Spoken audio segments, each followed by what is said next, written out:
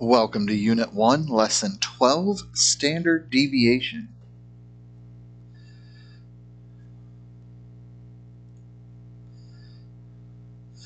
Our learning goal for this lesson is to learn about standard deviation, which is another measure of variability. If you remember from a previous lesson, we had talked about mean absolute deviation. This is another measure of variability such as that, which gets paired with the mean. We have two learning targets that you need to think about as we go through these practice problems. By the end of the lesson, you should feel comfortable making both of these statements. If you do not, then please use class time to ask for clarification so that you can be better prepared moving forward. The first learning target is to be able to say, I can describe standard deviation as a measure of variability. The second learning target is to be able to say, I can use technology to compute standard deviation.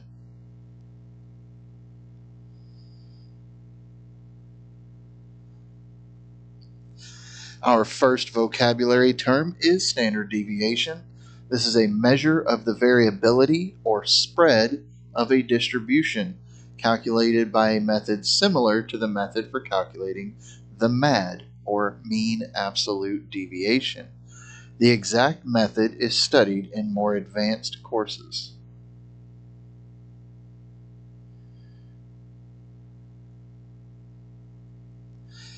Our other vocabulary term for this lesson is statistic. If you remember, this is a quantity that is calculated from sample data such as mean, median, or MAD, which is the mean absolute deviation.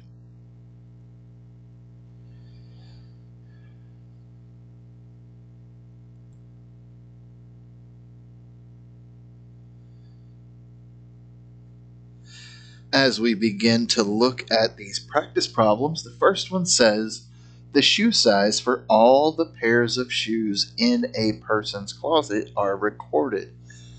When we look at the data set, notice that every single number is 7. If you think about it logically, this makes sense. If I am looking in a person's closet for shoe size, then you probably wear the same size shoe. So this means every single shoe in this person's closet was a 7, and number 1 wants to know, what is the mean? Well, the mean is the center, the measure of center. If every single value is a 7, then on a number line, what this would look like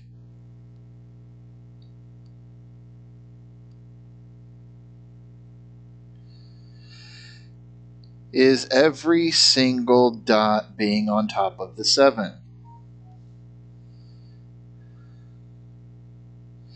If every single dot is on the 7, then the mean is 7.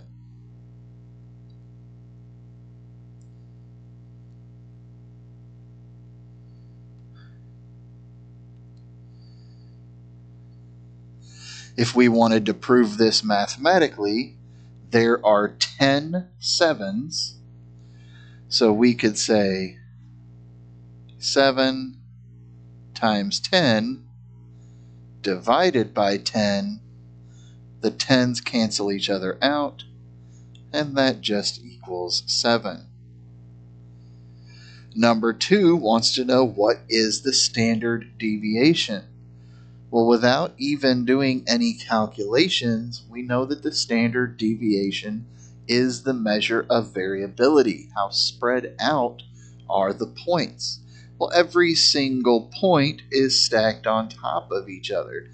So if the mean is 7, every number is a 7, therefore the standard deviation is 0.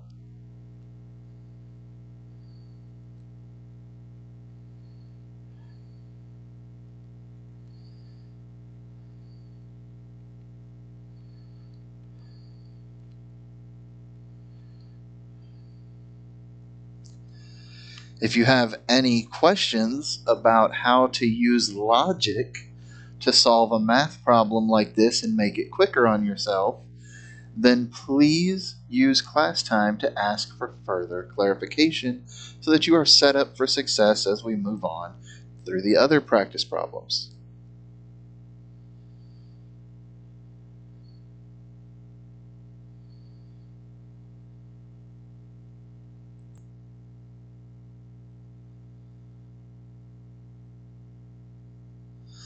As we look at our next practice problem, here is a data set. Number 1, what happens to the mean and standard deviation of the data set when the 7 is changed to a 70?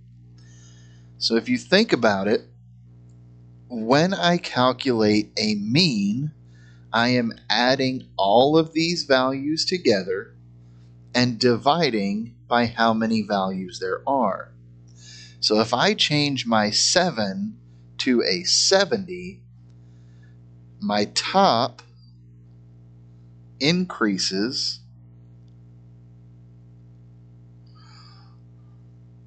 by 63, but my bottom stays the same.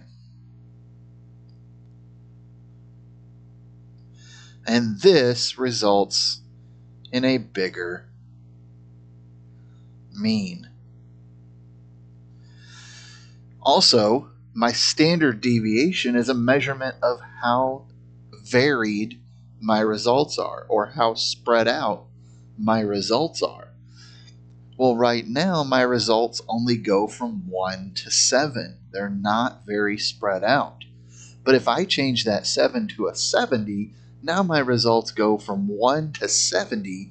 That variability has increased greatly, so the mean increases and the standard deviation increases.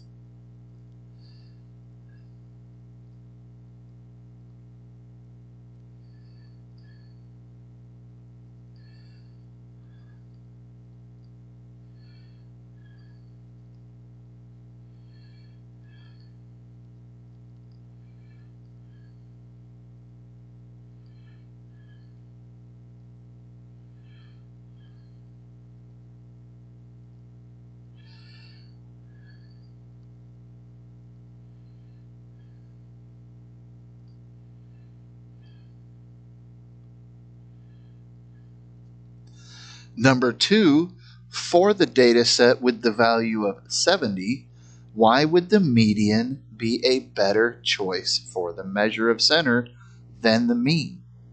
So think about what a median is. Median is the middle number.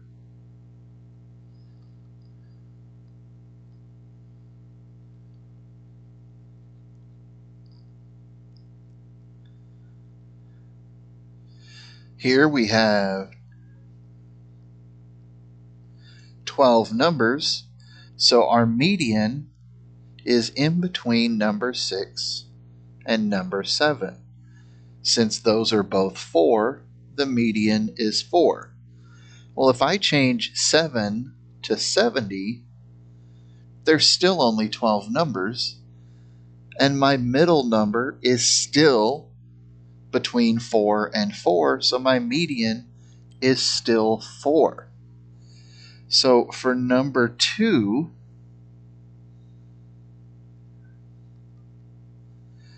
median is a better choice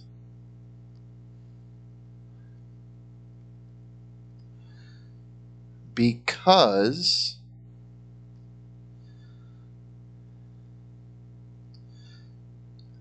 the middle number stays the same.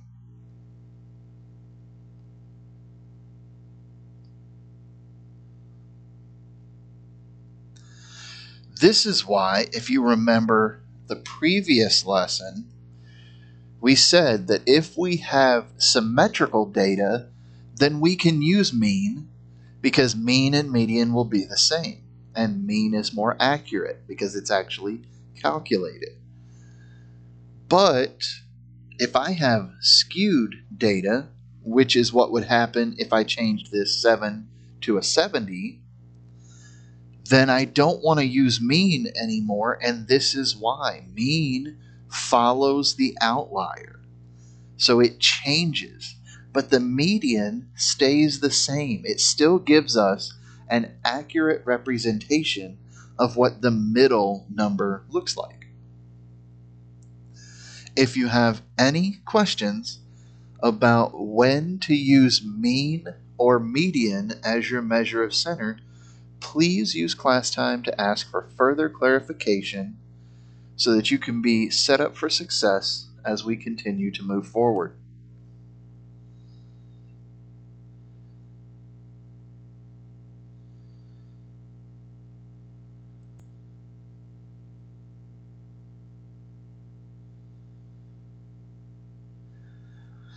For our final practice problem, which of these best estimates the standard deviation of points in a card game? So you need to remember what standard deviation is.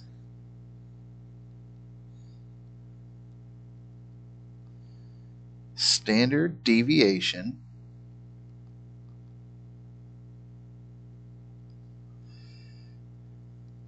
is how spread out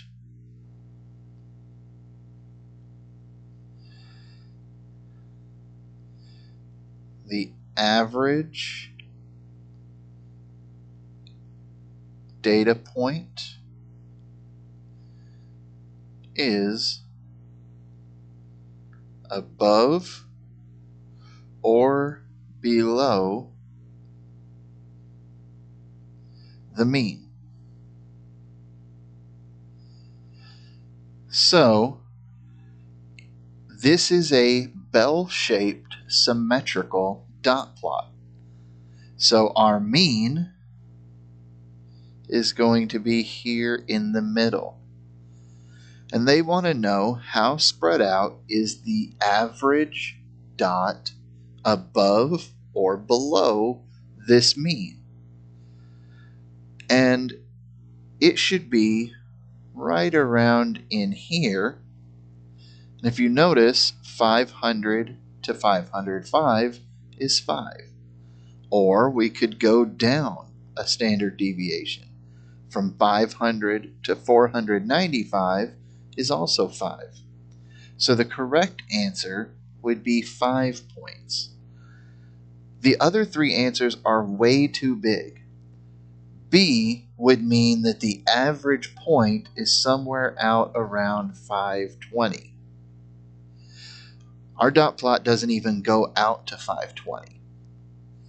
Choice C says 50 points. That means it would be way out around 550, which is also not even on the dot plot.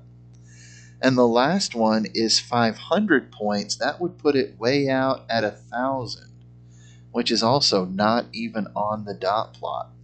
So what you're really looking for is just how far above or below the mean do you need to go to find the typical dot that is on that side. So in this case, a good approximation would be choice A, 5 points. The average dot is somewhere around 505 or 495 with a mean at 500. If you have any questions about anything we went over here in lesson 12, please use class time to ask for further clarification so that you are prepared for success as we move forward on to lesson 13.